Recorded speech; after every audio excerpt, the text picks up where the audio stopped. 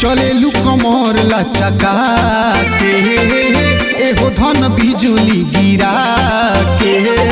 1 2 3 4 5 6 7 8 चले लू कमर लचका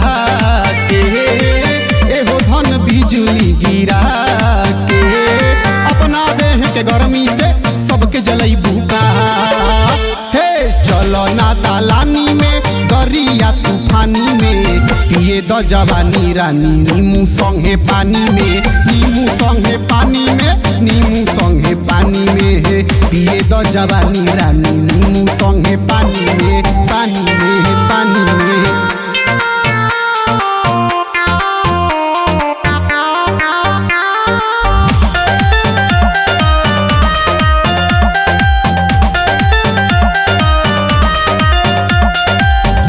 संग्राम के प्रोग्राम ले लो ताजा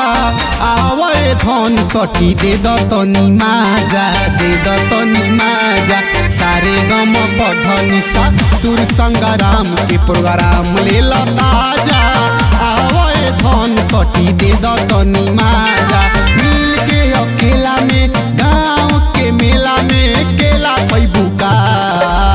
हे चलो ना दालानी में दरिया तूफानी में पिए द जवानी रानी नीमू संगे पानी में नीमू संगे पानी में नीमू संगे पानी में पिए द जवानी रानी नीमू संगे पानी में पानी में।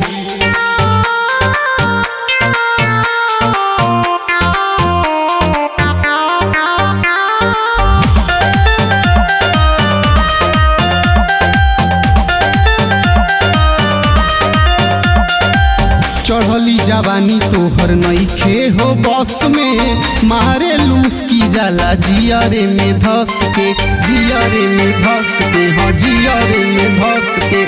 चढ़ली जवानी तोहर नइखे हो बस में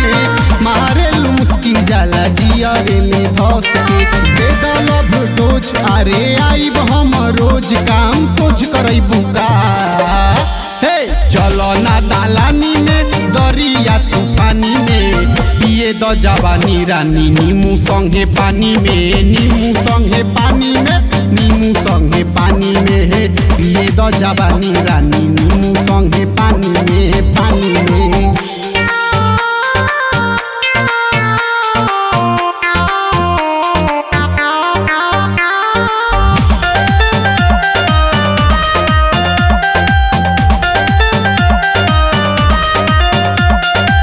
परदेसी बाबू से पटल रह रानी प्रिंस रविकांत जी ना करिए माना मानी हे हे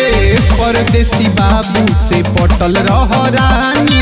प्रिंस रविकांत जी ना करिए माना मानी बेतारू पोज है लकी जी के रोज काजू राजू खइहे का